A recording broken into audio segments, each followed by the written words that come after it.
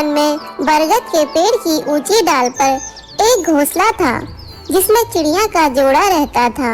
दोनों दिन भर भोजन की तलाश में बाहर रहते और शाम ढले घोंसले में आकर आराम करते थे। दोनों खुशी खुशी अपना जीवन यापन करते थे।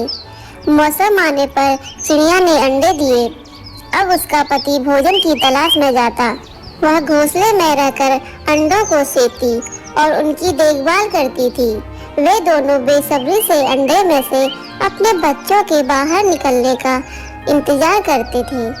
एक दिन रोज की चिड़िया का पति भोजन की तलाश में गया और चिड़िया घोंसले में अंडे को से रही थी। तभी एक मदमस्त हाथी उस वन में आ गया और उत्पात मचाने लगा। वह अपने विशालकाय शरीर से टकराकर सूंड से हिला हिलाकर पेड़ को उड़ाने लगा। कुछ ही देर में सारा वन तहस नहस हो गया। आगे बढ़ते बढ़ते वह एक बरगद के पेड़ के पास पहुंचा जहां चिड़िया का घोंसला था। वह जोर जोर से पेड़ को हिलाने लगा, लेकिन बरगद का पेड़ मजबूत था। हाथी उसे गिरा नहीं पाया, लेकिन इसमें चिड़िया का घोंसला टूटकर नीचे गिर पड़ा।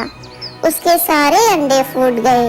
अपने बच्चों की मृत्यु पर चिड़िया विलाप करने लगी। जब उसका पति वापस लौटा तो चिड़िया रोते रोते उसे हाथी की करतूत के बारे में बताने लगी। वह बहुत दुखी हुआ।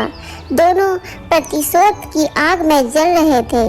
हाथी को सबक सिखाना चाहते थे, लेकिन हाथी जैसे विशालकाय जीव के सामने उन जैसे निर्हित प्राणियों का क्या बस चलता। उन्हें अपने मित्र कठफोड़वा की याद आई। वे उसकी सहायता लेने के लिए पहुंच गए। कठफोड़वा के दो मित्र थे, मधुमक्खी और मेंढक। वे दोनों भी गौरैया के जोड़े की सहायता को तैयार हो गए। सबने मिलकर एक योजना बनाई।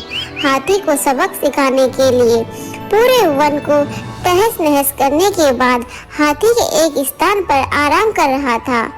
उसे देख योजना अनुसार मधुमक्खी ने उसके कानों में अपनी स्वलहरी छेड़ दी।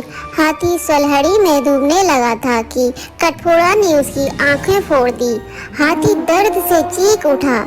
इधर हाथी के अंधे होते ही कुछ ही दूर पर मेढक टर टर करने लगा। मेढक की टरटराने की आवाज सुनकर हाथी ने सोचा कि अवश्य ही कुछ दूर पर तालाब है। वह मेढक की आवाज की दिशा में बढ़ने लगा। योजनानुसार मेढक दलदल के किनारे बैठा टर्रा रहा था।